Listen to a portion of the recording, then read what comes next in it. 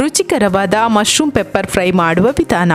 ಬೇಕಾಗುವ ಪದಾರ್ಥಗಳು: ಎಣ್ಣೆ 4 ಚಮಚ, ಈರುಳ್ಳಿ ಸಣ್ಣಗೆ ಹೆಚ್ಚಿದ್ದು 2, ಕರಿಬೇವು ಸ್ವಲ್ಪ, ಹಸಿಮೆಣಸಿನಕಾಯಿ 4, ಅಣಬೆ 400 ಗ್ರಾಂ, ಉಪ್ಪು ರುಚಿಗೆ ತಕ್ಕಷ್ಟು, ಅರಿಶಿನ ಪುಡಿ ಸ್ವಲ್ಪ, ಕಾಳು ಮೆಣಸಿನ ಪುಡಿ 4 ಚಮಚ, ಕೊತ್ತಂಬರಿ ಸೊಪ್ಪು ಸ್ವಲ್ಪ, ನಿಂಬೆಹಣ್ಣಿನ ರಸ ಅರ್ಧ ಚಮಚ.